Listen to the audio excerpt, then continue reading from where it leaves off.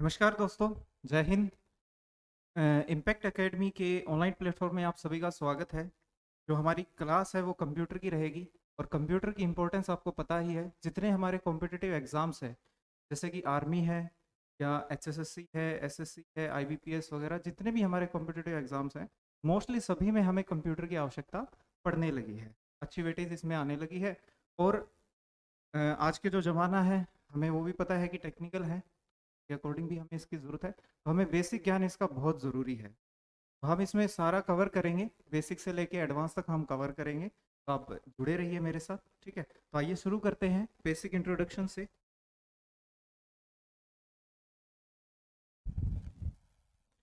देखिए, जो कंप्यूटर है हमें इसकी आवश्यकता क्यों पड़ी। सबसे पहले मेन बात यह है कि हमें इसकी आवश्यकता क्यों पड़ी, क्योंकि हम क्या है कि हमें जब भी कोई खोज करनी होती है तो आपने सुनी होगी वो लाइन कि आवश्यकता ही आविष्कार की जननी है। यानी कि हमें किसी न किसी चीज़ की आवश्यकता होती है तभी हम कोई ना कोई आविष्कार भी कर लेते हैं। तो हमें कैलकुलेशन करने की आवश्यकता हुई कि हमें कोई एक ऐसी मशीन हो जो हमारी गणनाओं को आसान कर दे। यानी जो भी हम कैलकुलेशंस वगैरह करते हैं जो मैथ की, उनको आसान कर दे। और आपको पता है कि जो हमारी पुरानी सभ्यता थी, आप हिस्ट्री में पढ़ते होगे, हिस्ट्री में आपने पढ़ा होगा हड़प्पा काल और ये मोहनजोदड़ो वाला। उसमें ये बताया जा रहा है कि भाई वो जो सभ्यता थी वो कैसी थी, व्यापार करने वाली थी, यानी कि बिजनेस ओरिएंटेड थी। तो उस समय भी हमें कैलकुलेशन की जरूरत थी। तो माना ये जा रहा है कि आज से लगभग 3000 ईस्वी पूर्व कंप्यूटर की खोज कब हुई है। लगभग 3000 ईस्वी पूर्व। और 3000 ईस्वी पूर्व भी जो खोज हुई है वो किस लिए हुई थी, ये पॉइंट आप ध्यान रखना, किस लिए हुई थी। गणनाओं को आसान करने के लिए, ठीक है। इस मशीन को बनाया गया था गणनाओं को आसान करने के लिए। वैसे तो इसकी ज्यादा हिस्ट्री स्पष्ट नहीं है, फिर भी माना यह जाता है कि जो ज्यादा सटीक आंकड़े हैं वो ये कहते हैं कि लगभग 3000 ईस्वी पूर्व गणनाओं को आसान करने के लिए चाइना में एक पहला कैलकुलेटर बनाया गया था, ठीक है। कैलकुलेटर, कैलकुलेटर, और जिसका नाम क्या था, अबेकस।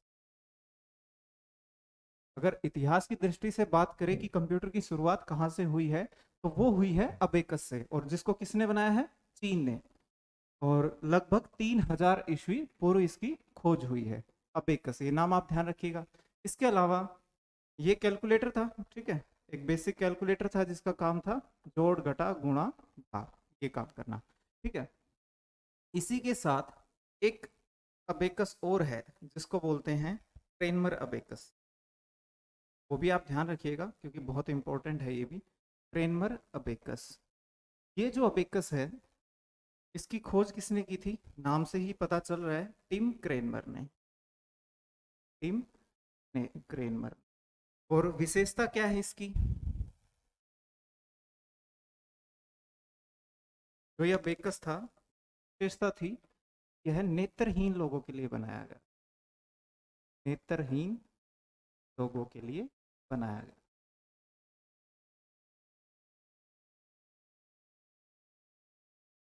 ये आप जरूर ध्यान रखें, ठीक है। एक और परीक्षा में पूछ लिया जाता है नाम इसका, अबेकस से ही रिलेटेड। इसका जो जापानी नाम है, जापान में इसको क्या बोलते हैं, जापान में इसको बोलते हैं सारोबान। सारोबान। और अगर इसकी टाइप बात करें भी, ये किस टाइप का कंप्यूटर था, तो ये एक मैकेनिकल कंप्यूटर, मैकेनिकल, मशीनी, भौतिक कंप्यूटर, मैकेनिकल कंप्यूटर। ये आप अबेकस के बारे में ध्यान रखिए, ठीक है। तो शुरुआत आपको बता दी कहाँ से हुई। आगे देखते हैं। अब इसके टाइप हम देखते हैं भाई कैसे कैसे जो कंप्यूटर है हमारे इतिहास में जैसे जैसे समय बीता गया, क्योंकि खोज होती गई है और मशीनें जो है वो अपडेट भी हुई है, नई नई चीजें उनमें ऐड ऑन करी गई है। तो स्टार्टिंग तो हमारी कहाँ से हुई है, कैलकुलेटर से ही हुई है। तो अगर हम इसकी टाइप की बात करें, ठीक है, टाइप की, भाई कैसे कैसे आपके जो कंप्यूटर होते हैं, देखिए, कंप्यूटर टाइप, भाई कैसे आपके कंप्यूटर होते हैं। सबसे पहले हम बात करते हैं हिस्ट्री की, यानी इतिहास की दृष्टि से देखते हैं। तो बिल्कुल जो स्टार्टिंग में आए थे वो थे हमारे मशीनी कंप्यूटर, मैकेनिकल कंप्यूटर।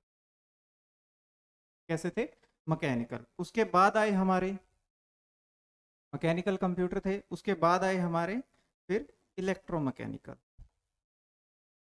इलेक्ट्रोमैकेनिकल यानी ऐसी मशीनें जिनको फिर इलेक्ट्रिसिटी कंट्रोल किया गया। और उसके बाद वर्तमान में जो हम यूज कर रहे हैं वो है इलेक्ट्रॉनिक्स।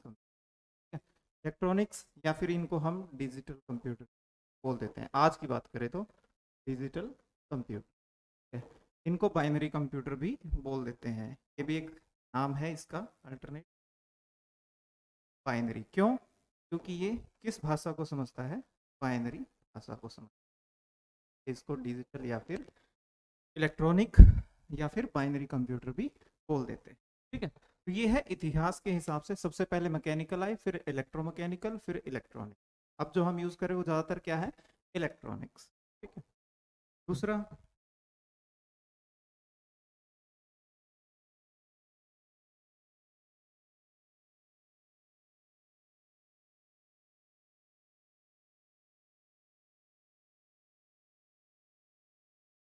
अगर हम देखें इनकी वर्किंग, यानी कार्य प्रणाली के आधार पर, किसके आधार पर? वर्किंग,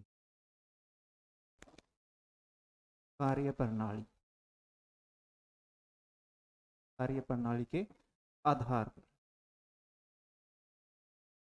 ये है आपकी, सबसे पहला है आपका एनालॉग कंप्यूटर, दूसरा है आपका डिजिटल, और तीसरा है आपका हाइब्रिड।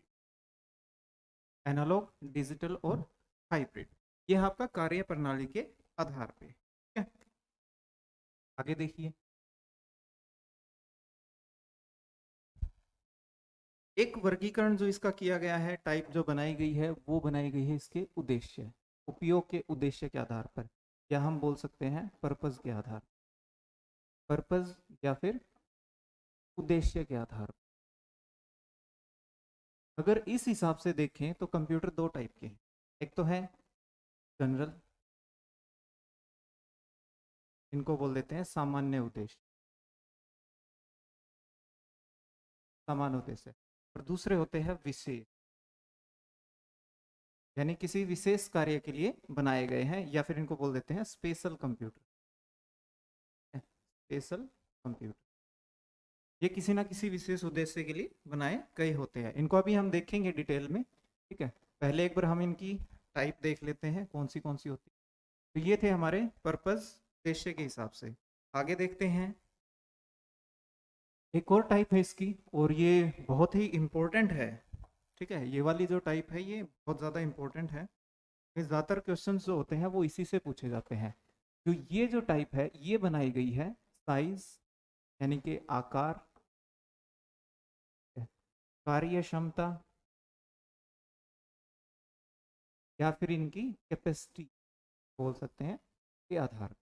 ठीक है, तो इसमें सबसे पहले आता है आपका सुपर कंप्यूटर। सुपर कंप्यूटर, इसमें दूसरे नंबर पे आता है मेन फ्रेम कंप्यूटर, तीसरे नंबर पे आता है मिनी कंप्यूटर, और चौथे नंबर पे आता है माइक्रो। तो खास बात यह है, यहाँ पे आप एक चीज ध्यान रखिएगा कि मिनी के बाद है माइक्रो। तो कहीं आपको मिनी से लगे कि छोटा, सबसे छोटा, तो वो चीज आप ध्यान रखिएगा। मिनी का मतलब ये नहीं है कि इनमें से छोटा, इनमें सबसे छोटा तो है माइक्रो। ठीक है, और ये जो टाइप आप याद रखोगे ना, इसमें आपको नंबरिंग भी याद रखनी है। कि नंबरिंग क्यों है? क्योंकि आपसे पूछा जाए कि आकार में जो है, इनमें कंपैरिजन पूछ ले कि आकार में सबसे बड़ा कौन सा है, तो जो नंबर एक पे है वो सबसे बड़ा है। पूछ ले कि जो कैपेसिटी है या कार्य करने की जो क्षमता है वो किसकी ज्यादा है, तो जो नंबर एक पे है उसी की ज्यादा है। ठीक है, और जो दो नंबर पे है वो एक से थोड़ा कम है, और जो तीन पे है वो एक और दो से थोड़ा सा कम है। तो इनमें कैसे भी उठा के कंपैरिजन पूछ ले, हो सकता है आपसे कह दे कि मेन फ्रेम और माइक्रो में से तेज कंप्यूटर कौन सा है, या आकार में बड़ा कंप्यूटर कौन सा है। तो आप नंबरिंग के हिसाब से जो है आप निकाल सकते हो। ठीक है, तो ये चीज़ आप ध्यान रखना। अब देखते हैं इन टाइप्स को डिटेल में थोड़ा सा। ठीक है, इन पे डिस्कशन करते हैं हम, क्योंकि हमें क्या है कि सारी टाइप्स को समझना है कि ऐसा क्यों वर्गीकरण बनाया गया है, इनका टाइप्स डिवाइड की गई है। सबसे पहले जो हम मेन जो हमारी बात करेंगे वो है वर्किंग वाली। ठीक है, वर्किंग वाली, क्योंकि जो हिस्ट्री वाली है वो तो मैंने आपको बता दिया कि सबसे पहले मशीनें आई थी, सिर्फ मशीन होती थी वो। ठीक है, उसके बाद फिर मशीनों को इलेक्ट्रिसिटी से कंट्रोल किया गया, तो वो हो गए हमारे इलेक्ट्रो मैकेनिकल। उसके बाद फिर जो हब हम यूज कर रहे हैं उनमें हम क्या यूज कर रहे हैं, डिजिटल सर्किट, आईसी चिप्स वगैरह हम यूज कर रहे हैं। तो अब वो जो कंप्यूटर है वो कैसे हैं, आपके इलेक्ट्रॉनिक्स, तो वो तो आप ऐसे पहचान कर लोगे। बाकी मैं आगे आपको जब हिस्ट्री का इसमें बताऊंगा तो हिस्ट्री की क्लास में आप इसमें देख पाओगे ये कैसे अलग अलग है और ये कौन से कंप्यूटर है। ठीक है, तो अभी हम देखते हैं वर्किंग का जो है उसके आधार पे जो पूछते हैं, कार्य प्रणाली के आधार पे पूछते हैं वो कौन से और क्या क्या है। तो हमने जैसे अभी डिस्कस किया है कि सबसे पहले क्या है, एनालॉग। अब एनालॉग का आप पता कैसे करोगे कि ये कौन से कंप्यूटर हैं, क्योंकि ज्यादातर जो सवाल पूछे जाते हैं ना वो ये होते हैं कि आपको एक एग्जांपल दे देते हैं और ये पूछ लेते हैं कि किस टाइप का कंप्यूटर है, ये एनालॉग है, डिजिटल है या कौन सा है, क्या हाइब्रिड है, इस टाइप से। तो आप कैसे पता करोगे, जो एनालॉग होते हैं वो सबसे पहले आपको एक वर्ड ध्यान रखना है, कंटिन्यूअस। ये कंटिन्यूअस सिग्नल्स पे काम करते हैं, यानी लगातार जो सिग्नल्स हैं उन पे काम करते हैं, लगातार हम बोल सकते हैं ऐसा। ठीक है, जो कंटिन्यूअसली चल रहे सिग्नल्स हैं उन पे काम करते हैं, वो एनालॉग कंप्यूटर। दूसरा, ऐसे कंप्यूटर्स जिनका लेना देना किससे है, फ्रीक्वेंसी से, क्या हम बोल सकते हैं, करंट से। ठीक है, करंट से। या हम ये भी बोल सकते हैं फिजिकल क्वांटिटीज जो हमारी होती है ना, फिजिकल क्वांटिटी, वो वाली फिजिकल क्वांटिटी कैसे, जैसे कि किलोमीटर, मीटर, ठीक है, लीटर। ये जो फिजिकल, जो भौतिक हमारी इकाइयां हैं, ठीक है, या भौतिक हम माप बोल सकते हैं, भौतिक माप या इकाई, इन पे जो काम करते हैं वो सारे आपके कैसे हैं, एनालॉग कंप्यूटर है। उदाहरण के लिए हम देख लेते हैं कैसे हम बात करें इसके बारे में। उदाहरण के लिए जैसे कि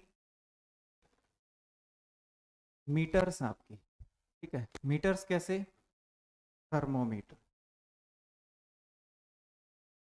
थर्मोमीटर, एम मीटर है ना, वोल्टेज मापने के लिए वोल्ट मीटर। ये जितने भी मीटर हैं, स्पीडोमीटर, स्पीडोमीटर, ये सारे क्या है आपके एनालॉग कंप्यूटर, सारे क्या है, एनालॉग। क्योंकि जितने भी ये मीटर्स हैं या जितने भी ये हम यूज कर रहे हैं यहाँ पे इकाइयाँ, इनमें क्या है, जो संख्या है ना वो अनलिमिटेड है। जैसे कि अगर हम स्पीडोमीटर का ही उदाहरण ले लें, ठीक है, स्पीडोमीटर का ही उदाहरण लेते हैं, तो इसमें क्या होता है कि जो हमारी बाइक है या गाड़ी की स्पीड है वो कितनी हो सकती है, वो 10 किलोमीटर पर आवर भी हो सकती है, वो 20 भी हो सकती है, वो 15 भी हो सकती है, वो 12 भी हो सकती है। यानी कि कोई फिक्स लिमिट नहीं है, अनलिमिटेड हम बोल सकते हैं। यानी कि बहुत सारे नंबर्स हैं। आप ऐसा मत देखिए कि 10 है फिर 20 है फिर 50 है, भाई लिमिटेड हो गए, तो नहीं। वो सुई जब आपकी चलती है तो वो मीटर्स में भी आप हजारों होते हैं ना, एक एक किलोमीटर में 1000 मीटर होते हैं, तो मीटर में भी फिर आके मतलब बहुत सारी इकाइयां हम बोल सकते हैं कि बहुत सारे नंबर्स होते हैं, तो इसको हम बोलते हैं एनालॉग, जो इन पे काम करें। तो ये मीटर्स जरूर ध्यान रखना, ज्यादातर पूछ लिया जाता है कि ammeter, voltmeter, speedometer, thermometer, ये जो भी मीटर है ये किसका उदाहरण है, तो ये एनालॉग कंप्यूटर का उदाहरण है। ठीक है, आगे जो नेक्स्ट है वो देखिए, इसके बाद आता है हमारा डिजिटल। ठीक है, डिजिटल कंप्यूटर। अब डिजिटल हम किसको बोल रहे हैं, जो जैसे कि एनालॉग में क्या था, कंटिन्यूअस, तो डिजिटल में क्या होगा यहाँ पे, डिस्क्रीट। ठीक है, डिस्क्रीट,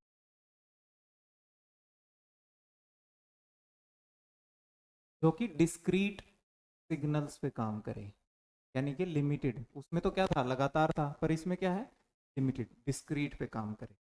ठीक है, या फिर क्या हो सकता है, बाइनरी नंबर पे काम करे। ठीक है? ऐसा कंप्यूटर जो बाइनरी नंबर्स को, बाइनरी अंकों को समझता है। ठीक है, या फिर जो 0 या 1 पे काम करता है, 0 या 1 पे, यानी इंटरनली, आंतरिक रूप से ये क्या करता है, सिर्फ 0 1 को ही समझता है। तो ये हो गया हमारा डिजिटल, बिल्कुल अपोजिट हो गया ना। ठीक है, और इसमें संख्याओं की भी लिमिट है, देखो या तो क्या होगी 0 या फिर क्या होगी 1। यहाँ पे ऐसा नहीं है 10 हो गया, 20 हो गया, 30 हो गया, 40 50, ऐसा कुछ नहीं है, यहाँ पे लिमिट लगा दी। या तो वो सिर्फ 0 पे काम करेगा या सिर्फ वो 1 पे काम करेगा। तो इसको बोलते हैं हम digital discrete computer, binary computer या फिर डिजिटल कंप्यूटर। ठीक है, दूसरा इसका नाम क्या है, जो हमने हिस्ट्री के हिसाब से इसका नाम देखा था ना, इलेक्ट्रॉनिक कंप्यूटर भी इसको बोल देते हैं। ये आप ध्यान रखिए। अब डिजिटल कंप्यूटर के अगर उदाहरण की बात करें, अगर इसके एग्जाम्पल की हम बात करें, तो इसका एग्जाम्पल जो फेमस एग्जाम्पल है एग्जाम्स में जो पूछा जाता है, वो एक तो है आपका कैलकुलेटर। ये भी आपका क्या है, एक डिजिटल कंप्यूटर है। दूसरा जो हमारा डेस्कटॉप है ना, घरों में हम यूज करते हैं डेस्कटॉप, या फिर कॉलेज ऑफिस में हम यूज करते हैं डेस्कटॉप या लैपटॉप्स, ये भी कैसे हैं, हमारे डिजिटल कंप्यूटर हैं। लेकिन एक हद तक, एक हद तक का मीनिंग क्या है, डायरेक्ट अगर आपसे पूछें कि भाई ये कैसे हैं, तो ये डिजिटल कंप्यूटर है, नो डाउट डिजिटल है। लेकिन एक टाइप और भी बनती है इनकी, हाइब्रिड, वो कैसे बनेगी वो मैं आपको आगे बताता हूँ, जो हमारी तीसरी टाइप है। ठीक है, तो ये आपको समझ आ गया होगा यहाँ तक कि डिजिटल किसको बोलेंगे, जिसमें लिमिटेड नंबर्स हैं, और कितने हैं अभी जो हम यूज कर रहे हैं उसमें क्या है, 0 और 1, दो ही नंबर्स हैं। ठीक है, तो इसलिए इसको बाइनरी कंप्यूटर भी बोल देते हैं। जो तीसरी टाइप है वो क्या है, हमारी हाइब्रिड। हाइब्रिड का मीनिंग क्या है, नाम से आपको पता ही है ना, हाइब्रिड में क्या होता है, एक से ज्यादा चीजें मिक्स होती हैं। तो यहाँ पे हाइब्रिड का मीनिंग ये है कि एक ऐसा कंप्यूटर जो एनालॉग भी है, यानी एनालॉग कंटिन्यूस सिग्नल्स पे भी काम कर रहा है, ठीक है, प्लस जो डिजिटल पे भी काम कर रहा है, यानी दोनों पे काम कर रहा है, उसको क्या बोलते हैं हम, हाइब्रिड। हाइब्रिड। अब देखिए, हाइब्रिड का जो मेन एग्जांपल है ना, एक तो हमारे जो पेट्रोल पंप है, उनके ऊपर जो मशीन, वो एक हाइब्रिड कंप्यूटर है। कैसे है वो मैं बताऊंगा आपको, एक एग्जांपल है। दूसरा, एक ज्यादातर पूछा जाता है वेंटिलेटर, हॉस्पिटल में हम यूज करते हैं ना वेंटिलेटर्स, वो वो भी कैसा है, हाइब्रिड है। और एक हमारा जो डेस्कटॉप है, डेस्कटॉप है या लैपटॉप है, अगर उसमें कन्वर्जन शामिल हो, कन्वर्जन शामिल हो यानी कि एनालॉग प्लस डिजिटल, अगर इन दोनों का कन्वर्जन शामिल हो तो उसको भी हम क्या बोल देते हैं, हाइब्रिड। ठीक है, एनालॉग और डिजिटल का अगर कन्वर्जन शामिल है और वो दोनों संख्याओं पे काम कर सके, तो उसको हम क्या बोल देते हैं, हाइब्रिड। ठीक है, लेकिन ज्यादातर आप 90% क्या करोगे, आप इसको डिजिटल ही करोगे, क्योंकि 10% केस है कि भाई ये ऐसा कुछ आपको घुमा फिरा के पूछे। लेकिन ज्यादातर आपको क्या रखना है कि जो डेस्कटॉप है, लैपटॉप है, वो क्या है, आपके डिजिटल हैं, और जो ये वाली चीजें हैं ये आपकी कैसी है, हाइब्रिड है। इसके अलावा मोबाइल है, जैसे मोबाइल, ये भी कैसा आपका, हाइब्रिड। अब ये हाइब्रिड कैसे है वो देखिए। सबसे पहले देखो पेट्रोल पंप की मशीन, इसमें आपने देखा होगा कि पेट्रोल जो होता है वो किस में होता है, लीटर्स में, लीटर्स में होता है ना। तो ये जो मशीन क्या करती है, आपने देखा होगा वहां पे एक बोर्ड लगा होता है ना, पैनल लगा होता है, जिसपे ये दिखाता है कि कितना इसमें अभी लीटर हुआ है, या कितना, जैसे आपकी बाइक या गाड़ी में डाल रहे हैं तो कितना मीटर अभी डल चुका है, वो काउंटिंग चलती है, आपने डिजिट्स उसकी देखी होंगी। तो जो वो डिजिट्स डिस्प्ले हो रही है जिस पैनल पे, वो पैनल कैसा है, वो डिजिटल प्रोसेसिंग कर रहा है, यानी वो सिर्फ 0 1 को समझता है, और 0 1 से वो डेसिमल नंबर आपको दिखा रहा है। ये कैसे दिखा रहा है, वो हम जो हमारा नंबर सिस्टम है वो करेंगे, तब मैं आपको बताऊंगा कि कैसे वो 101 को डेसिमल में आपको दिखा रहा है। ठीक है, लेकिन जो वो माप रहा है, मीजर कर रहा है उसकी क्वांटिटी को, कितने लीटर है, तब वहां पे वो क्या है, एनालॉग है। ठीक है, ऐसे ही वेंटिलेटर है, वेंटिलेटर में आपने देखा हो, जो पेशेंट है बेड पे लेटा हुआ है, तो उसकी वो बहुत सारी मेजरमेंट्स आपको रियल टाइम जो मेजरमेंट्स है वो दिखाता है, जैसे कि उसका बीपी दिखा रहा है, उसका लेवल्स वगैरह दिखा रहा है, उसकी इको दिखा रहा है, हार्ट की जो स्पीड है वो दिखा रहा है, उसका जो ऑक्सीजन लेवल है वो दिखा रहा है। तो जब ये मेजरिंग कर रहा है वो कंप्यूटर, तो वो हमारे बॉडी पे मेजर कर रहा है, बॉडी पे मेजर कर रहा है, तो ये जो वैल्यूज हैं जिनको वो मेजर कर रहा है, चाहे वो बिट्स हो, हार्ट बीट्स कितनी चल रही हैं पर सेकंड, ये सारी कैसी हैं, ये कंटिन्यूअस है, एनालॉग है, यानी कि फिजिकल क्वांटिटीज है। हमने ऐसा ही तो बात की थी कि जो फिजिकल क्वांटिटीज है वो हमारी क्या है, एनालॉग कंप्यूटर ही उनको मेजर करता है। तो उस समय पे ये क्या है, एक एनालॉग है, बट ये कंप्यूटर इसके अंदर इनबिल्ट होता है, यानी कंप्यूटर इसके अंदर ही होता है, और आपने देखा हो डिस्प्ले के ऊपर डिजिटली वो सारी चीजें दिखाता है पैनल के ऊपर। तो उस समय पे वो कन्वर्जन जो है एनालॉग से डिजिटल और डिजिटल से एनालॉग, वो उसके इंटरनली चल रहा होता है उस दौरान। ठीक है, तो हमें पता नहीं चलता, वो सारी चीजें स्पीडली होती हैं। तो वो आपका कैसा हो गया, किसका एग्जांपल हो गया, हाइब्रिड का ही हो गया। ठीक है, और इन्हीं से रिलेटेड आपको एक चीज और ध्यान रखनी है कि जैसे यहाँ पे मैंने बात करी ना कन्वर्जन की, तो एक डिवाइस होती है वो भी इसमें यूज होती है कन्वर्जन के लिए, तो बोलते हैं मोडेम। और ये बहुत से पेपर्स में ज़्यादातर तो इसकी फुल फॉर्म ही पूछ लेते हैं। ठीक है, एक मोडेम भी एक डिवाइस होती है। मोडेम की फुल फॉर्म होती है मॉड्यूलेटर व डीमोडुलेटर। ठीक है, कहीं कहीं आपको मिलेगा मॉड्यूलेशन व डीमोडुलेशन। ठीक है, मॉड्यूलेशन या डीमोडुलेशन ऐसे। ठीक है, तो ये सारी इसी की फुल फॉर्म है मोडेम। ठीक है, इसका काम क्या है, इसका काम है एनालॉग से डिजिटल में चेंज करना, यानी किसी भी एनालॉग वैल्यू को, जो भी हमारी फिजिकल क्वांटिटीज हैं, उसको किस में चेंज करना, डिजिटल में 101 की फॉर्म में करना। और दूसरा डिजिटल को किस में, डिजिटल से एनालॉग, ये भी इसका काम है। और जब ये कन्वर्जन करता है तो इसको हम ए टू डी कन्वर्टर बोल देते हैं, ए टू डी कन्वर्टर, या इसको बोल देते हैं डिजिटल से एनालॉग कर रहा होता तो डी टू ए कन्वर्टर। ये फुल फॉर्म आप ध्यान रखना, ए टू डी एनालॉग से डिजिटल कन्वर्टर, और डी टू ए डिजिटल से एनालॉग कन्वर्टर, ये इस मोडेम का काम है। इसके साथ साथ एक ये भी कह दिया जाता है कि जैसे कि हमें लंबी दूरी पे हमें इंटरनेट का उपयोग करना है, और वो हमें टेलीफोन लाइन की सहायता से अगर हमें चाहिए, तो हमें किस डिवाइस की आवश्यकता पड़ती है, तो वो हमें मोडेम की ही पड़ती है। ठीक है, लंबी दूरी पर टेलीफोन लाइन की सहायता से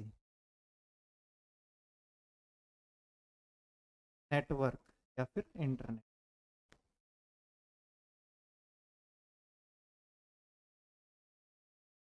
का तो ये भी आप ध्यान रखिए। ठीक है, ये भी आप ध्यान रखिएगा कि लंबी दूरी पर अगर टेलीफोन लाइन की सहायता से इंटरनेट का उपयोग करना है, तो हमें कंप्यूटर के साथ किसको अटैच करना पड़ता है, मोडेम को।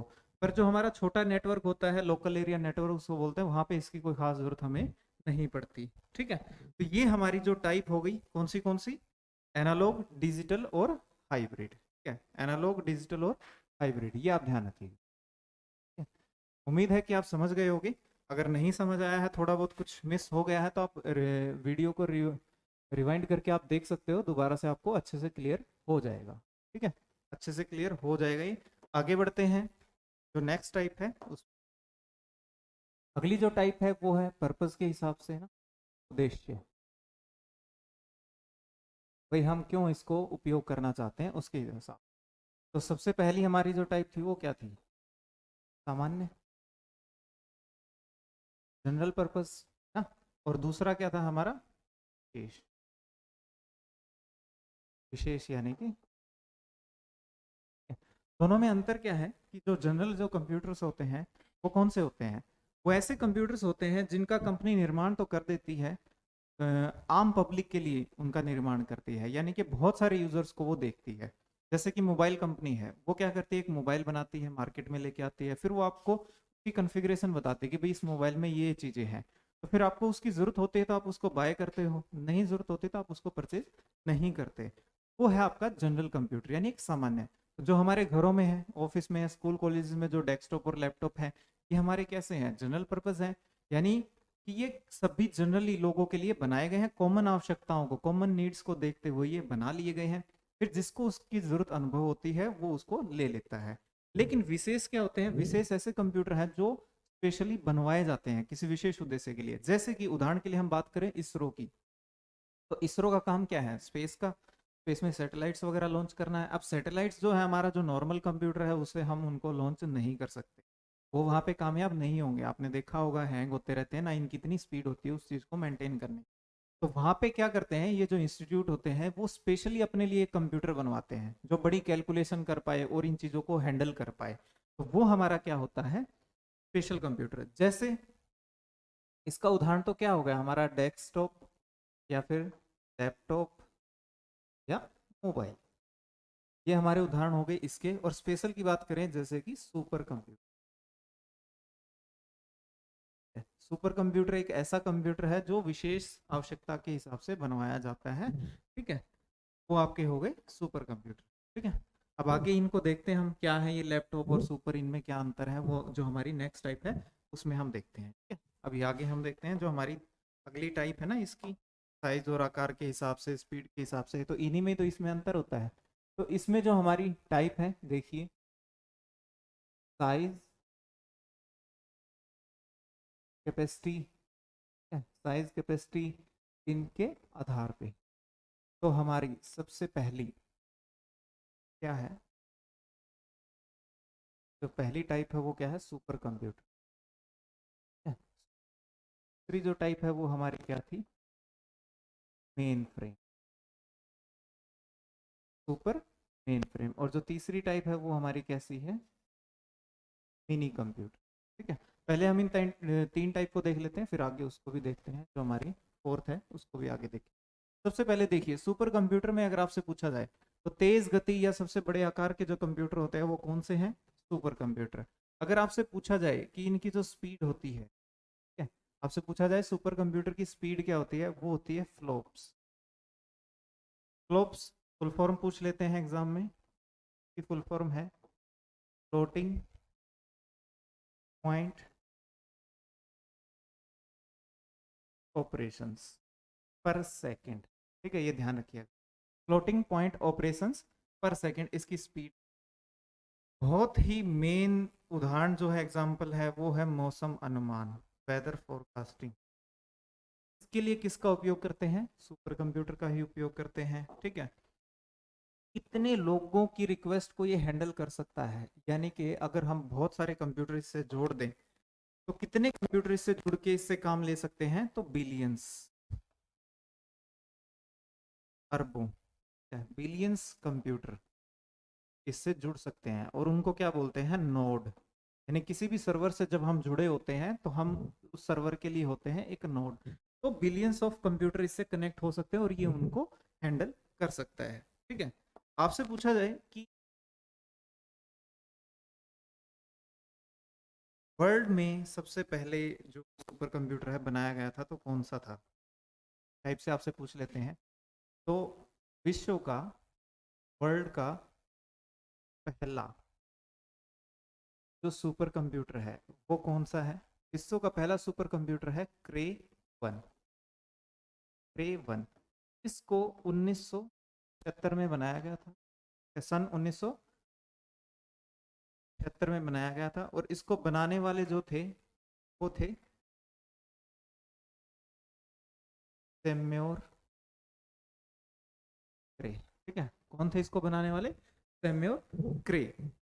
इसीलिए इसको नाम भी क्या दिया गया है, क्रे। और जो कंपनी जिसने बनाया था उस कंपनी का नाम भी क्या है, क्रे। पर आपको ये चीज ध्यान रखनी है कि ये जो सैम्योर क्रे है, ये इससे पहले सीडीसी कंपनी में काम करता था, ठीक है। सीडीसी, सीडीसी क्या है, एक कंपनी है जिसका नाम है कंट्रोल डाटा कॉरपोरेशन, इसमें ये पहले काम करता था। तो वहां पे इन्होंने बनाया था सीडीसी 6600, ठीक है। सीडीसी 6600 ये एक वहां पे कंप्यूटर बनाया था जिसे किसका दर्जा मिला है, इसको दर्जा मिला है मेन फ्रेम का, या किसका, मेन फ्रेम का। पर ये हमेशा दावा करते थे कि ये क्या है, एक सुपर कंप्यूटर है। तो इसमें विवाद चलता रहता है। तो जनरली आपको क्या करना है कि पहला अगर आपसे सुपर कंप्यूटर कहें तो जो वर्ल्ड का जो पहला है वो क्रे वन है, 1976 में क्रे कंपनी ने बनाया है। और क्रे में कौन था इसका डिजाइनर, सैम्योर क्रे, ये आपको ध्यान रखना है। अगर हमारे इंडिया की बात करें, भारत की बात करें, अपने देश की बात करें, तो हमने भी हमारा जो पहला सुपर कंप्यूटर बनाया था का नाम था परम। परम एक सीरीज है क्योंकि इस सीरीज में बहुत सारे सुपर कंप्यूटर बनाए गए थे, ये पहला था। और ये बनाया गया था सन 1991 में। सन 1991 में किसके द्वारा बनाया गया था ये, टैक। टैक क्या है, एक संस्था है जो हमारे देश के लिए, बड़ी बड़ी संस्थाओं के लिए कंप्यूटर्स का निर्माण करती है, बड़े बड़े, ठीक है। इसकी फुल फॉर्म भी पूछी जाती है, centre for development of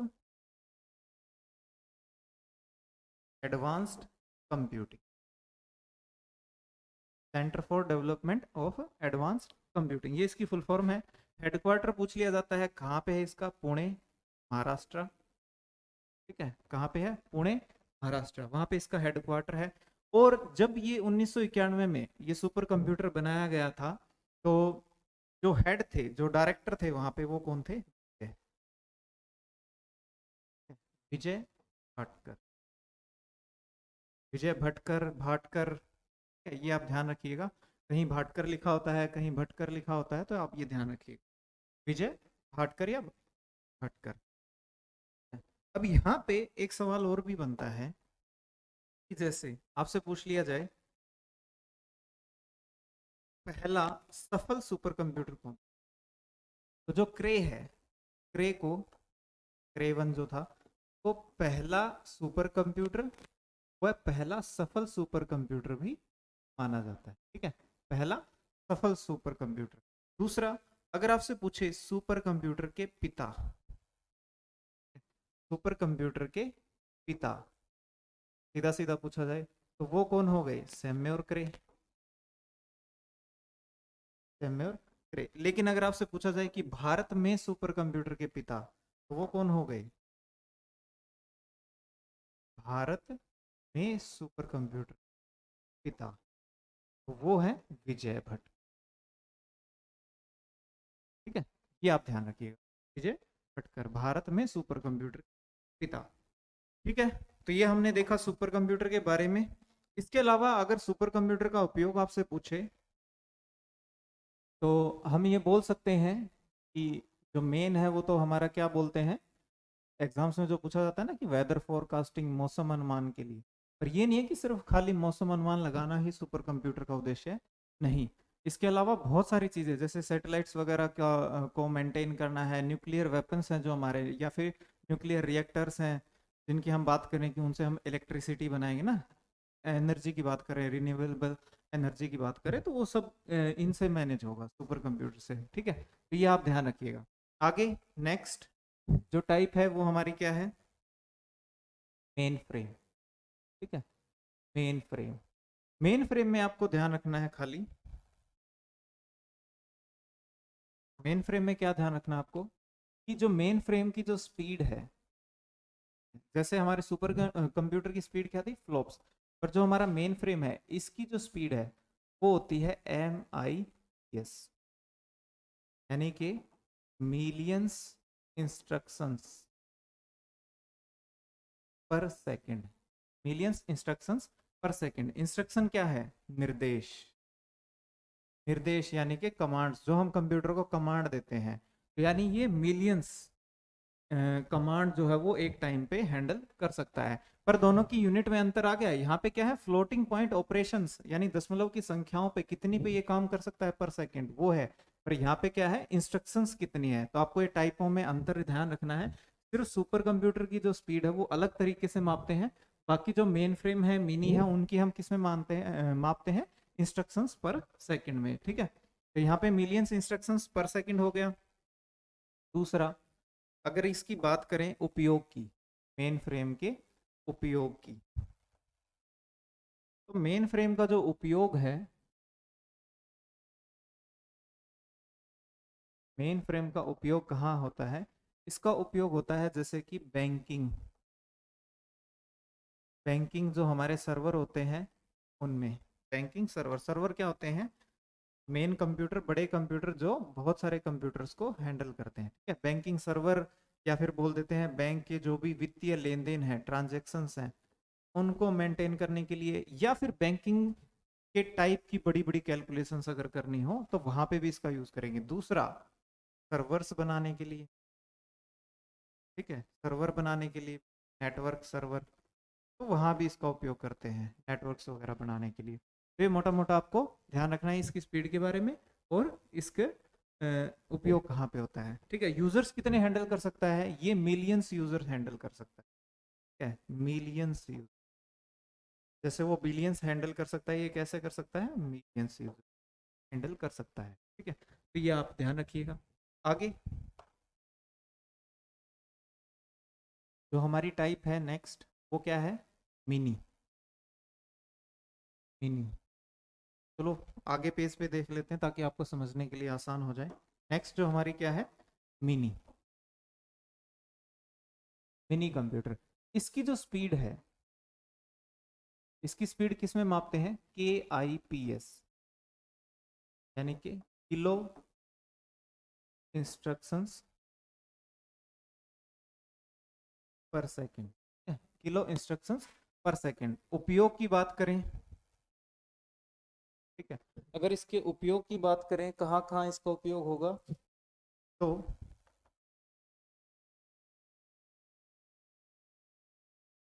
CAD cam, यहाँ पे इसका उपयोग होता है, या फिर इंडस्ट्रीज वगैरह में ऑटोमेशन में इसका उपयोग। ये देखते हैं अब क्या चीज़ है। कैड, कैड यानी कि computer aided designing. Computer aided designing, सीधा सीधा फुल फॉर्म पूछ लेते हैं भाई, ये आपको ध्यान रखनी है। कैड, कंप्यूटर एडेड डिजाइनिंग, ठीक है, कंप्यूटर एडेड डिजाइनिंग। और कैम क्या होगा, कंप्यूटर एडेड, ये तो सेम है यहां तक तो, मैन्युफैक्चरिंग, ठीक है, मैन्युफैक्चरिंग। एडिट डिजाइनिंग यानी कि कंप्यूटर की सहायता से डिजाइन्स वगैरह बनाना। पहले क्या होता था, बड़ी बड़ी हम ड्राइंग्स लेके बैठते थे, उनके ऊपर हम डिजाइन बनाते थे। और ये जो डिजाइन का काम है ज्यादातर हमारे कौन करते हैं, एक तो होते हैं हमारे सिविल इंजीनियर्स, ठीक है, जो पुल वगैरह बनाते हैं, बड़ी बड़ी बिल्डिंग इमारतें बनाते हैं, वो यूज करते हैं। दूसरा आर्किटेक्चर्स, जो मकानों के नक्शे वगैरह बनाते हैं, या गाड़ियों वगैरह की जो भी मैन्युफैक्चरिंग होती है तो उससे पहले उनके नक्शे बनाए जाते हैं वो सारे, ठीक है। तो आजकल वो कंप्यूटराइज हो गया है, कंप्यूटर की सहायता से ही होता है, तो वहां पे इनकी जरूरत पड़ती है। दूसरा मैन्युफैक्चरिंग, यानी मैन्युफैक्चरिंग की जरूरत कब पड़ती है, कि हमारे पास कोई रॉ मटेरियल है, कच्चा माल है, ठीक है, और उससे हम क्या बनाते हैं, प्रोडक्ट। यानी कोई इंडस्ट्री है जो उसके पास कच्चा माल है और प्रोडक्ट बनाते हैं, तो पहले ये सारा काम जो है लेबर बेस होता था, लेकिन कंप्यूटराइज हो रहा है, कंप्यूटर का उसमें यूज हो रहा है, तो बहुत सारा काम है, जो टाइम है या समय है, हम ऐसा बोल सकते हैं, जो कंपनी का खर्चा है उसको बचाने के लिए कंप्यूटर्स का यूज करते हैं। तो अगर मैन्युफैक्चरिंग का जो काम है वो कंप्यूटर की सहायता से किया जाए तो उसको बोलते हैं कंप्यूटर एडेड मैन्युफैक्चरिंग। इसका जो सबसे बड़ा उदाहरण है वो आपने देखा हो, जो हमारे कपड़े होते हैं उनके ऊपर जो प्रिंटिंग होती है, पहले कढ़ाई की जाती थी हाथ से, लेकिन आजकल कंप्यूटराइज, कंप्यूटर पे हम देख लेते हैं भी, ठीक है ये फोटो है या जो भी डिजाइन है वो एज इट इज जो है हमारे उन कपड़ों पे वो प्रिंट होके आ जाता है, यानी कंप्यूटराइज प्रिंटिंग हो रही है इस टाइप से। तो मैन्युफैक्चरिंग भी हम किसकी सहायता से कर रहे हैं, कंप्यूटर की सहायता से। एक वर्ड हमने यहाँ पे चीज यूज किया है, ऑटोमेशन। ऑटोमेशन यानी कि कोई चीज ऑटोमेटिक होना। कुछ चीजें ऐसी है जो हम चाहते हैं कि भाई वो अपने आप होती रहें, अपने आप होती रहें। जैसे आपने देखा हो कि आजकल सड़कों पे आपने देखा हो लाइटें लगी होती है ना, जो स्ट्रीट लाइटें होती हैं, तो आपने देखा हो दिन में वो अपने आप बंद हो जाएं और रात को वो अपने आप स्टार्ट हो जाए, है ना। वो एक क्या हो गया, ऑटोमेटिक चीज होगी। दूसरा इंडस्ट्री में भी होता है, कंपनियों में भी होता है कि मैन्युफैक्चरिंग का काम हो रहा है। आपने देखा कि जैसे हम कोल्ड ड्रिंक का ही उदाहरण ले लेते हैं, एक बोतल है, पहले वो बोतल बन रही है, सेट हो रही है, उसके अंदर फिर कोल्ड ड्रिंक डाल रहे हैं, फिर उसके ऊपर ढक्कन लगा के उसकी पैकेजिंग हो रही है। वो सारा काम मशीन से हो रहा है, ऑटोमेटिक हो रहा है, अपने आप हो रहा है। यानी एक बार कमांड दे दी, ठीक है, वो मशीन अपना काम किए जा रही है, तो उसको बोलते हैं ऑटोमेशन, ठीक है। ऑटोमेशन, ये चीज आप ध्यान रखिएगा, ऑटोमेशन, ऑटोमेटिक चीजें करना कंप्यूटर की सहायता से, ठीक है। अब यूजर्स की बात करें तो ये हजारों यूजर्स को हैंडल कर सकता है, ठीक है? ये आपको ध्यान रखना, यूजर्स की अगर बात करें तो कितने यूजर्स को ये हैंडल कर सकता है, तो लगभग हजारों, 1000 हम बोल सकते हैं, लगभग। थोड़ा बहुत ऊपर नीचे हो जाता है, कोई दिक्कत नहीं है, हमें आइडिया एक ध्यान रखना है इसका, ठीक है। तो ये है हमारा मिनी। इसके बाद आता है माइक्रो, ठीक है, माइक्रो। अब इस माइक्रो की खास बात क्या है, एक तो यही है कि इसका उपयोग कहाँ हो रहा है, सबसे पहले मेन जो हम यूज कर रहे हैं वो ज्यादातर क्या है, माइक्रो। उपयोग कहाँ है, घर, ठीक है, स्कूल, कॉलेज, ऑफिस, कार्यालय हम बोल सकते हैं, ऑफिसेज, इन सब में जो हम यूज कर रहे हैं वो सारे कैसे हैं, माइक्रो कंप्यूटर। दूसरा, इस कंप्यूटर की जो स्पीड है वो भी क्या है, MIPS। यहाँ पे आप ध्यान देना, MIPS पहले किसकी थी, मेन फ्रेम की भी थी, पर वहां पे वो क्या था, मिलियंस इंस्ट्रक्शंस पर सेकंड, पर यहाँ पे क्या है, माइक्रो इंस्ट्रक्शंस पर सेकंड। ठीक है, यहाँ पे है माइक्रो। अब अगर ऐसा हो जाए कि आपसे पूछ ले MIPS की फुल फॉर्म और ऑप्शन में दोनों हो, तो फिर आप क्या करोगे? तो वहां पे आप ध्यान देना कि क्वेश्चन में अगर कोई कंप्यूटर का नाम नहीं लिखा तो आप मानोगे उसको माइक्रो, तो मानोगे आप माइक्रो। पर अगर क्वेश्चन के अंदर ही ये चीज लिखी हुई है कि भाई मेन फ्रेम के केस में हम क्या बोलेंगे MIPS को, तब वो होगा आपका मिलियंस। ठीक है, नहीं तो आपको क्या करना है, माइक्रो इंस्ट्रक्शन। इसकी स्पीड होगी, उपयोग हो गए, यूजर्स कितने हो सकते हैं, 1 से 10 आप बोलिए, ये नहीं कि सिर्फ 1 से 10, क्योंकि छोटा मोटा हम आपस में कंप्यूटर्स को कनेक्ट करके थोड़ी बहुत दूर में हम यूज कर सकते हैं, तो 1 से 10 यूजर आप बोल सकते हो, तो इतने इसको उपयोग करने वाले लोग से जुड़ सकते हैं। ठीक है, आगे उदाहरण की बात करें तो हम कौन से यूज कर रहे हैं भाई। हाँ, इसमें एक जो हमारा CPU होता है ना, CPU सेंट्रल प्रोसेसिंग यूनिट, दिमाग बोलते हैं ना कंप्यूटर का इसको, सेंट्रल प्रोसेसिंग यूनिट, कंप्यूटर का ब्रेन, कंप्यूटर का दिमाग, ब्रेन दिमाग ऑफ कंप्यूटर, इसको क्या बोलते हैं, इस माइक्रो कंप्यूटर के अंदर बोलते हैं इसको माइक्रो प्रोसेसर, का नाम है माइक्रो प्रोसेसर, ये नाम आप ध्यान रखिएगा, इसको क्या बोलते हैं, माइक्रो प्रोसेसर।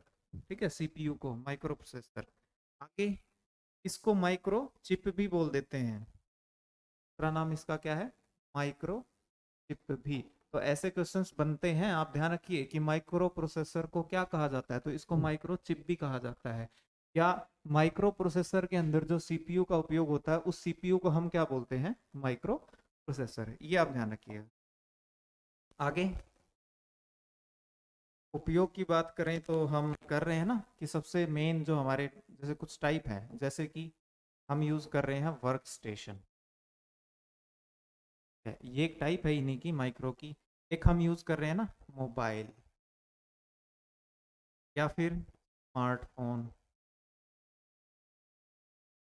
क्या, वर्क स्टेशन, मोबाइल, स्मार्टफोन की बोल देते हैं, personal computer, desktop, desktop,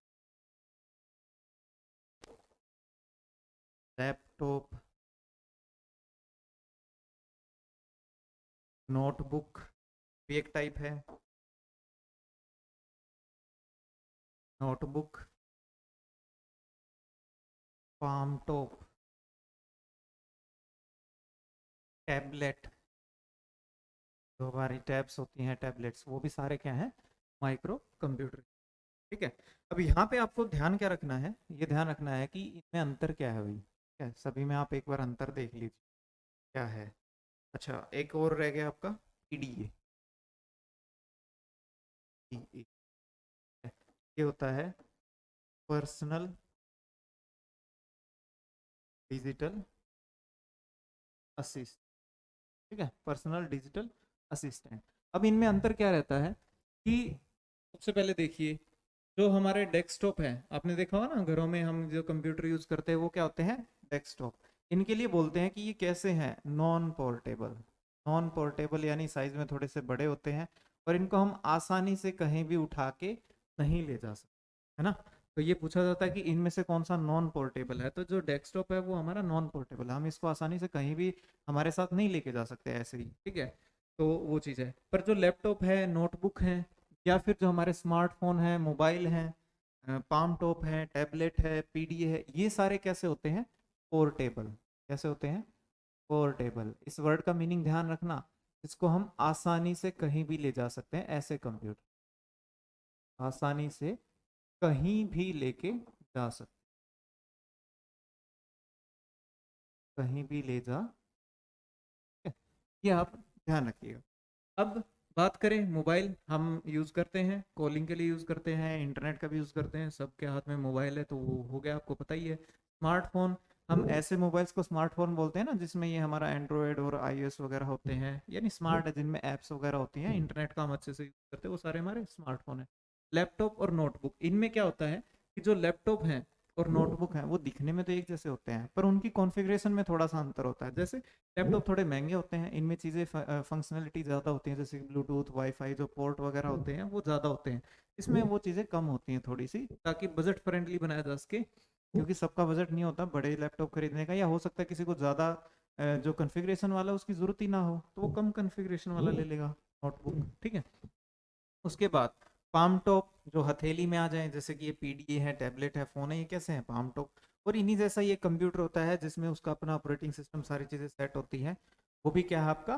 palm top उसको बोलते हैं। टैबलेट्स जो लगभग हमारी 7 इंच की स्क्रीन है, वो सारे क्या है? हमारी टैबलेट्स हैं। या पीडीए भी क्या है? लगभग जो हमारे 7 इंच स्क्रीन की जो डिवाइस होती हैं, ये भी सारी हमारी हैं माइक्रो। अब यहाँ पे देखना, एक रह गया वर्क स्टेशन। ये थोड़ा सा अलग क्यों? वर्क स्टेशन में आप ये चीज ध्यान रखिएगा कि वर्क स्टेशन क्या होता है? एक हमारा डेस्कटॉप, ठीक है, या लैपटॉप हम बोल सकते हैं, या हमारा एक माइक्रो कंप्यूटर ये है। ठीक है, माइक्रो कंप्यूटर विद, ठीक है, विद या फिर एडिशनल एक्सटेंडेड कैपेसिटी के साथ,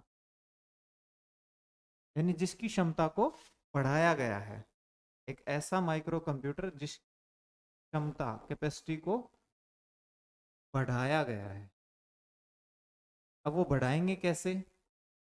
जैसे फोटोग्राफर होते हैं या वीडियो एडिटर होते हैं, उनको अगर वीडियो एडिटिंग करनी है, फोटो एडिटिंग करनी है, तो उनको अच्छी क्वालिटी चाहिए, पिक्चर्स में अच्छी क्वालिटी चाहिए। पर हो सकता है आपका लैपटॉप या माइक्रो कंप्यूटर जो है सिंपल, उसमें इतनी क्वालिटी ना हो तो वो काम कर पाए। तो वो क्या बोलते हैं, आपने सुना होगा, बोलते हो कि इसमें ग्राफिक कार्ड डाल दो, भाई ग्राफिक कार्ड इसमें होना चाहिए।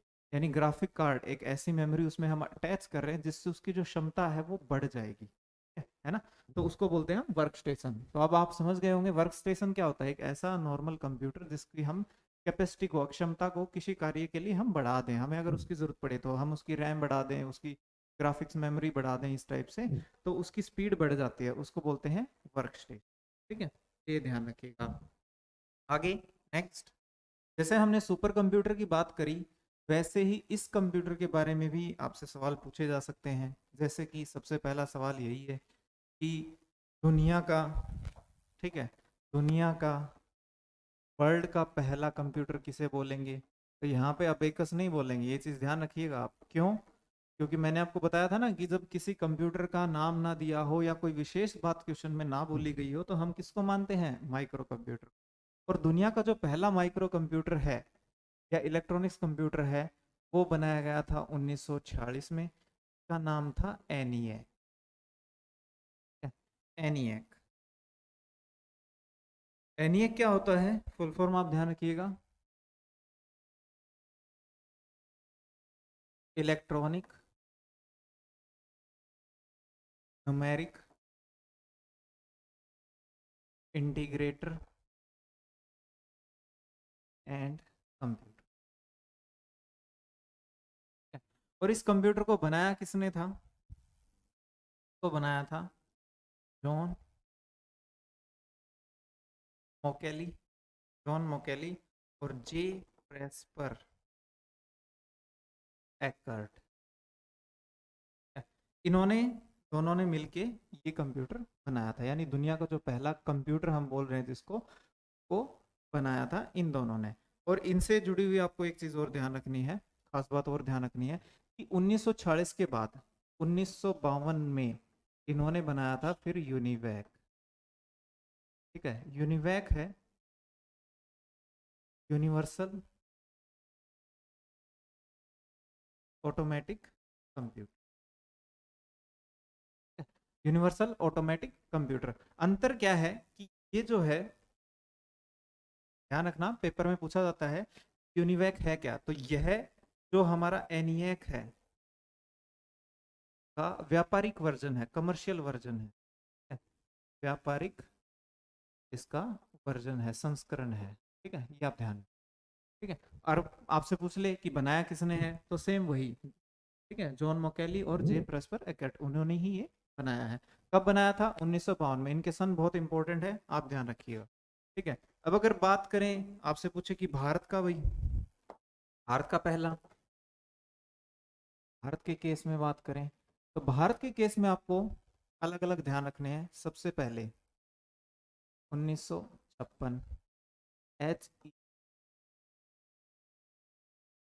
H E two M H E two M.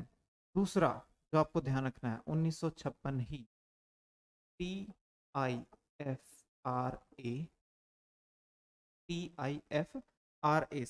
और तीसरा आपको ध्यान रखना है 1986 भारत, ठीक है, सिद्धार्थ। ये हमारे अगर भारत की बात करें तो इनकी बात होती है, ठीक है। और इनमें अंतर क्या रहेगा, यानी इनसे जो सवाल होते हैं ना वो कैसे होते हैं वो आप देखिए। यहाँ पे आपसे बोलेगा HEC2 के लिए बोलेगा कि भारत का पहला इम्पोर्टेड, निर्यात आयात किया हुआ, इम्पोर्टेड पहला आयात किया हुआ, इंपोर्ट किया हुआ कंप्यूटर, क्या पहला ये ध्यान रखिएगा। आप किसके बारे में बात हो रही है, HEC2। और HEC क्या है, क्या आपसे पूछ ले तो हरमत,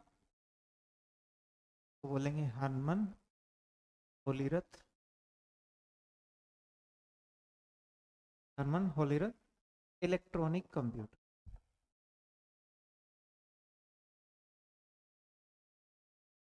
इस कंप्यूटर की खास बात क्या है, यह है टेबुलेटिंग मशीन पर आधारित, टेबुलेटिंग मशीन पर आधारित है। यानी जो काम टेबुलेटिंग मशीन का था उसी के हिसाब से ये कंप्यूटर आगे बनाया गया था मार्केट में बेचने के लिए। तो टेबलेटिंग मशीन पे आधारित है। और जो ये टेबलेटिंग मशीन है ये किसने बनाई थी, हरमन होरियत ने सन 1890 में। और इस मशीन को बनाने का उद्देश्य था जनसंख्या जो गणना है वो करने के लिए कंप्यूटर की सहायता से। और इस गणना को करने में 3 वर्ष का जो समय लग गया था, तो उस समय पे आप देख लीजिए कितनी इंपॉर्टेंट ये मशीन थी। और इसी के आधार पे ये बना था HEC। अब देखिए काम क्या रहेगा इसका भी, यहाँ पे ये टेबलेटिंग मशीन है, जनसंख्या गणना के लिए बनाई गई है, तो यानी कि हम ये बोल सकते हैं कि स्टेटिस्टिक्स के लिए, सांख्यिकी के लिए ही इसको बनाया गया है। तो इसका उपयोग भी कौन करेगा, आप इसको ऐसे याद कर सकते हैं कि भाई HEC2 को उपयोग कौन करेगा, तो सांख्यिकी से संबंधित हो गया ना, तो इसको यूज कौन करेगा, यूज भी कोई ना कोई जो सांख्यिकी का काम करेगा वही करेगा, यानी कि ISI कोलकाता, ठीक है। ISI कोलकाता क्या चीज है, इंडियन स्टैटिस्टिकल इंस्टीट्यूट। हिंदी में इसको बोलते हैं केंद्रीय सांख्यिकी संस्थान, केंद्रीय सांख्यिकी संस्थान, ये आप ध्यान रखिए, ठीक है। इसका भी काम यही होता है ना, जो हमारा स्टेटिक्स होती है, जनसंख्या रिलेटेड मेल फीमेल जो भी रेशियोज वगैरह निकालना, जो भी कैलकुलेशन करना है, वो इसी संस्था का काम है, ठीक है। और ये कहाँ पे है, कोलकाता में, ध्यान रखिएगा पूछा जाता है, क्योंकि दिल्ली में भी इसकी ब्रांच है, तो आप कंफ्यूज मत होना। आपसे पूछा जा सकता है कि जो पहला ये कंप्यूटर है इम्पोर्टेड है, ये कहाँ पे लगाया गया था, तो ये ISI कोलकाता में लगाया गया था सन 1956 में। लगभग 1953 के आसपास ऑर्डर तो कर दिया गया था, पर मिला 1956 में था, ठीक है, मिला 1956 में था। दूसरा TIFRAC, अब ये क्या है, ये है Tata institute of fundamental research automatic calculator. ये वर्ड जरूर ध्यान रखिएगा, क्या है ये, कैलकुलेटर, कंप्यूटर नहीं है। तो पेपर में आपसे पूछी गई अगर इसकी फुल फॉर्म, तो वो कंप्यूटर भी देंगे आपको ऑप्शन में और कैलकुलेटर भी। और ये नाम जो है, ये नामकरण किया था इस कैलकुलेटर का, वो किसने किया था, जवाहरलाल नेहरू जी, ये आप ध्यान रखिएगा, जवाहरलाल नेहरू जी ने, वो उस समय हमारे प्रधानमंत्री, समय के हमारे प्रधानमंत्री थे तत्कालीन, तब उन्होंने इसको ये नाम दिया गया था। तो ये क्या है, हमारा भारत का पहला अपना निर्मित है, ठीक है, पहला भारत का निर्मित, यानी भारत में बना, हम इसको बोल सकते हैं पहला, TIFRAC। ठीक है, उसके बाद है सिद्धार्थ। अगर सिद्धार्थ के बारे में बात करें, कई बार क्या होता है कि ऑप्शन में TIFRAC नहीं होता, वहां पे सिद्धार्थ दिया गया होता है। तो आपको ध्यान रखना है कि जो सिद्धार्थ है वो ज्यादातर थ्योरेटिकल बातें हैं, लेकिन प्रैक्टिकली तो है हमारा TIFRAC। लेकिन थ्योरेटिकल कई बार ये क्वेश्चन चले हुए हैं कि भाई इसका जिक्र ही नहीं होता, सिर्फ इसका जिक्र होता है। उस समय में आप मानेंगे कि भाई 1986 में जो भारत का पहला कंप्यूटर बना था, नाम था सिद्धार्थ।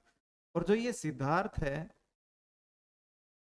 ये किसने बनाया था? ECI ने। ECI यानी कि इलेक्ट्रॉनिक कॉरपोरेशन